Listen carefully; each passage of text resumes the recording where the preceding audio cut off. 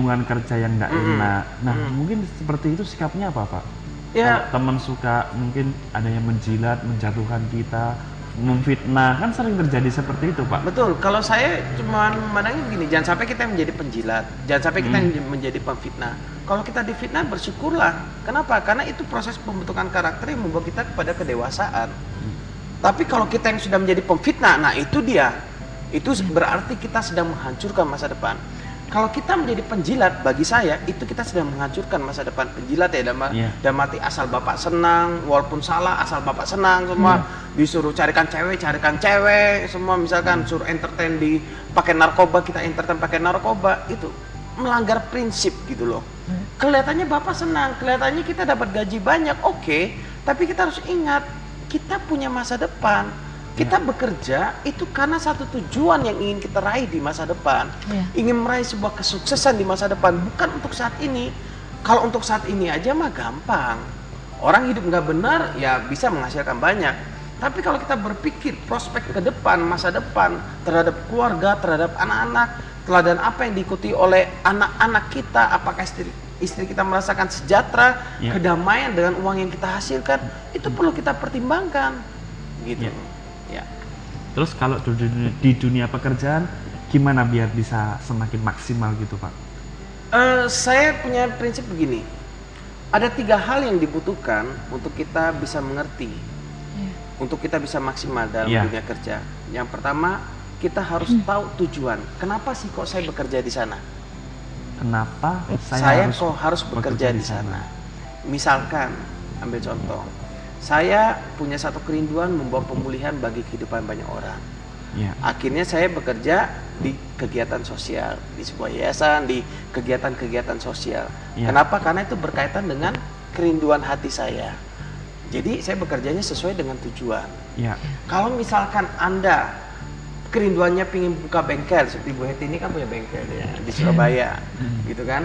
Nanti kalau mau dengar kisahnya bisa dengar. Punya kerinduan punya bengkel, oke, saya bekerja di bengkel dulu. Saya ingin belajar karena saya punya tujuan. Suatu saat nanti saya akan buka bengkel. Itu sangat dibutuhkan. Tujuan, kenapa kok saya harus bekerja di sana?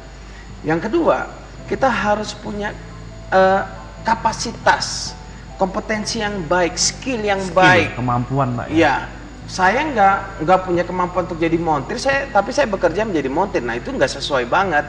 Kita bekerja sesuai dengan kapasitas kita, sesuai dengan kemampuan yang Tuhan beri dalam hidup kita. Tentunya kapasitas ini dapat karena kita belajar terus menerus. Jadi bisa maksimal ya, Pak? Bisa maksimal. Kenapa? Karena sesuai dengan kemampuan kita. Ya kan? Yang ditanyakan bagaimana supaya kita bisa maksimal. Yang ketiga adalah kita harus punya karakter yang baik. Yang pertama tadi kita harus punya tujuan, kenapa kita harus bekerja di sana. Yang kedua, kita punya kapasitas yang cukup, yang memadai untuk kita bekerja sesuai dengan kemampuan kita. Yang ketiga, kita harus punya karakter yang baik, ketulusan, kejujuran, kemurnian, keterbukaan, menolong orang. Walaupun di tempat kerja kelihatannya kita nggak bisa menolong orang, saya katakan bisa. Waktu kita menolong rekan kerja kita yang mengalami kesulitan dengan satu ketulusan, kerelaan hati, saya percaya orang yang jiwanya suka menolong, dia akan sering ditolong oleh orang lain. Dia akan kelimpahan dengan rezeki atau berkat, bahasa kasarnya. Kenapa? Karena orang suka sekali dekat dengan orang yang suka menolong. Kalau orang itu nggak suka menolong, semua orang juga akan menjauh dari dia. Kenapa? Kalau orang berpusat pada hidupnya buat dirinya sendiri, nggak punya karakter yang baik, orang akan menjauh dari dia. Tapi kalau dia punya karakter yang baik, nggak hitung-hitungan, bertanggung jawab, jujur, orang-orang seperti gini yang sedang dicari. Heti salah satu pemilik bengkel. Nah, kalau dia cari orang, pasti nggak mungkin cari penipu. Walaupun skillnya hebat, montir, dia bisa perbaikin semua macam, tapi kalau orangnya suka bohong, pasti dia nggak mau. Karakternya itu, Pak. Karakter sangat penting. Kompetensi atau kapasitas atau skill kita itu juga memang diperlukan. Tapi karakter, skill atau kapasitas bisa membawa kita kepada puncak sukses. Yang membuat kita bertahan di puncak sukses adalah karakter. Banyak orang yang bisa punya skill hebat, ketampanan, kemampuan yang luar biasa sehingga dia sampai puncak sukses. Tapi waktu di puncak dia nggak bertahan. Kenapa? Karena karakternya jelek. Karena masa lalunya masih problem. Karena dia punya luka hati yang belum selesai. Sehingga waktu dia berada di puncak, dia meremehkan orang, memandang orang rendah, memarah-marahi dan segala sesuatunya. Ya. Jadi 3 hal ini sangat dibutuhkan. Tujuan, kapasitas atau skill atau kemampuan atau kompetensi, karakter. Ya. Kami ingatkan lagi buat pemirsa, pada malam hari ini kami mengangkat tema antara keluarga dan pekerjaan. Mungkin pemirsa mau bertanya seputar pekerjaan, usaha, gimana memulai usaha atau peluang-peluang apa, mungkin bisa bertanya ke narasumber kita pada malam hari ini ke 0819 081 74 kali 1. Ya. Nah, kalau misalnya seperti tadi kita sudah tertekan di tempat kerja, akhirnya kita kan mengundurkan diri dari perusahaan tersebut. Nah ya, lalu kalau misalnya kan banyak pertimbangan kalau misalnya mau keluar dari tempat kerja tersebut. Kalau misalnya sudah keluar mau memulai usaha yang baru, ada nggak sih, kalau kan butuh kemampuan atau modal, ada nggak kerja yang tapi tanpa bisnis yang nggak pakai modal kayak gitu kan? Kalau misalnya mau buka usaha harus ada modal gitu. Bisnis tanpa modal. Bisnis tanpa modal. Sebenarnya kalau menurut saya pribadi ya, tidak ada bisnis yang tidak pakai modal. Semua pasti pakai modal. Paling enggaknya ya kalau kita mau ngomong ya yang simple aja ya. Kita belajar dari pengemis ya di pinggir jalan. Pengemis di pinggir jalan itu mereka pakai modal. Seorang pengemis pun pakai modal. Misalnya nih, saya sekarang dengan pakaian seperti yang saya gunakan, saya mau berdiri di pinggir jalan, saya mau minta, mau mengemis, pasti orang enggak memiliki belas kasihan untuk memberikan 100 rupiah pun pada saya. Jadi kalau menurut saya tidak ada bisnis tanpa modal, semuanya pakai modal. Tapi kalau saya pribadi, saya punya prinsip, kita mengeluarkan modal sekecil-kecilnya dan mendapatkan income sebesar-besarnya. Banyak sekali. Contoh-contohnya? Ya, kalau contohnya itu Mbak Ana ya mungkin ya bisa gabung di asuransi ya. Asuransi itu kita mungkin cuma butuh berapa? 1 rem kertas sama 1 bolpen. Cuma mungkin butuh penampilan yang bukan mahal, berbicara mahal, rapi, sopan, pakai baju batik. Itu kalau di Surabaya 30.000 kita sudah bisa beli baju batik. Bisa Kalau sini nggak bisa. Berarti pesan kok di Surabaya. Iya. Dia kirim sudah sama jadi. Iya. Nah, bisa juga lewat MLM. Bisa juga lewat kita ya. Punya barang, mungkin teman kita, Bu Ana mungkin punya barang, saya mungkin nggak ada modal kan, saya bisa bilang sama Bu Ana atau Pak Hengki, Pak Hengki punya barang apa yang bisa saya bantu untuk jualkan. Mungkin ada. Tentunya ambil keuntungan ya. Ya betul. Terus mungkin ada. lah bahasa kasar. Ya betul. Mungkin juga ada tiba-tiba kita juga ya jalan, waktu kita jalan tiba-tiba ada tulisan rumah dijual. Oh ya. Nah bisa juga kan kita juga bisa catat. Oh rumah dijual. Kita juga bisa cari lewat sekarang fasilitas. Yang namanya internet itu sangat maju online. ya. Online itu sangat maju. Kita bisa masukin lewat Facebook, lewat BB atau lewat SMS bahwa ada rumah di jalan ini mau dijual. Kita kan juga bisa lobby kan. Itu bisnis tanpa modal. Nah, yang penting itu kita punya tujuan. Tujuannya kita mau mencari uang itu untuk apa? Saya mau sharing, adik saya itu enggak modal, enggak punya modal. Dia dulu sempat kerja ikut orang. Dia ini bosnya tahu dia punya karakter yang baik, takut Tuhan. Prinsipnya satu, takut Tuhan sama punya karakter yang baik.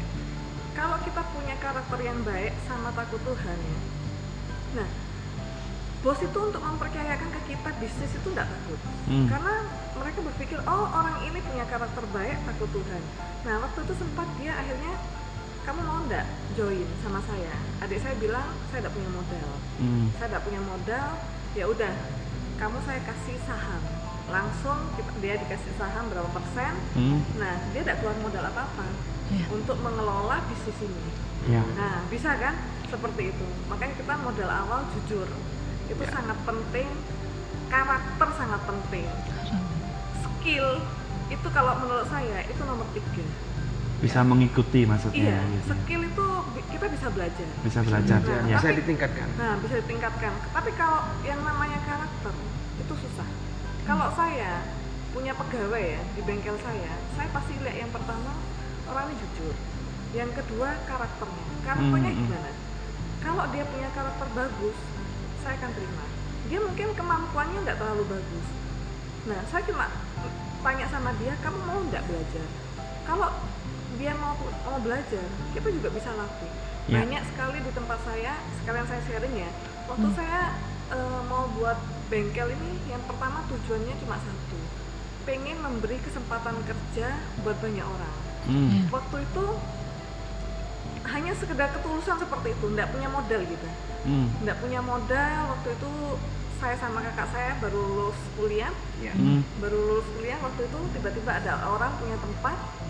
Nah, waktu itu kita sempat survei ya, ada beberapa orang kita survei kontraktor gitu, kalau mau bangun bengkel kira-kira butuh modal berapa. Waduh, ngomongnya mahal sekali waktu itu. Kita nggak punya uang, deposito 10 juta aja kita nggak punya. Waktu itu minta 2002-an ya? Sekitar 2000-2002an lah mungkin, kurang lebih segitu. Nah, waktu itu saya tanya, kalau mau bangun, saya ada tanah segini, mau bangun usaha butuh berapa modal? Ada yang mereka bilang 200 juta, 300 juta. Waduh, kita nggak punya uang 10 juta aja kita nggak punya. Nah, terus akhirnya waktu itu kakak saya punya teman tetangga kita, dia suka bermain ke tempat tetangga gitu ya. Nah, tetangga nih bilang, kalau mau buat bangunan seperti ini butuh dana berapa? Wah, ini gampang, nggak sampai 40 juta sudah bisa. Akhirnya dari temen ini kita dibantu bangun, akhirnya selesai bangunan terjadi bengkel. Kita cari pegawai itu mungkin ada beberapa memang yang pintar ya, ada beberapa kita ambil dari orang desa yang mereka punya kemampuan itu sangat minim sekali. Yang namanya kemampuan elektro segala macam mereka sangat minim. Nah, dari situ mereka belajar. Tapi dilatih terus ya? Nah iya, sampai akhirnya sekarang mereka montir-montir kita ini jadi montir yang luar biasa. Ya. Jadi sebenarnya bukan tanpa modal, ada modal. Cuma rendah gitu ya? Modal itu kan ada dua jenis modal. Modal keuangan atau modal mental dan karakter yang baik. Kalau orang sudah punya modal mental dan karakter yang baik, maka dia akan mudah mencapai sebuah kesuksesan. Nah, yang Bu Heti ceritakan tadi adalah modal mental dan karakternya dia punya. Keuangan dia punya kan? Karena mental dan karakter yang baik diberikan kepercayaan. Modal mental dan karakter yang baik ini termasuk dia punya hubungan teman yang baik. Lihat tadi dikatakan apa? Lewat pertemanan dia dapat bantuan, dalam arti dapat harga yang murah.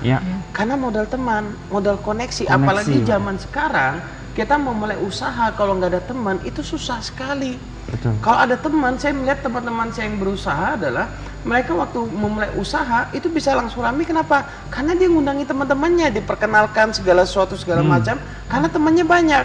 Nah, kalau orang nggak ada teman, kita buka toko ya sudah begitu saja nunggu. Itu sangat susah. Tapi kalau teman banyak, wah itu akan sangat membantu.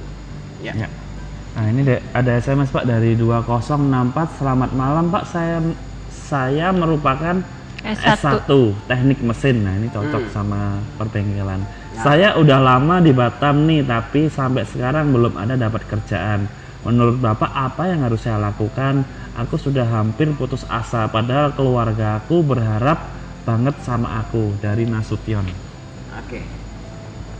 Lulusan S1 teknik mesin. Kalau menurut saya sih itu sangat luar biasa.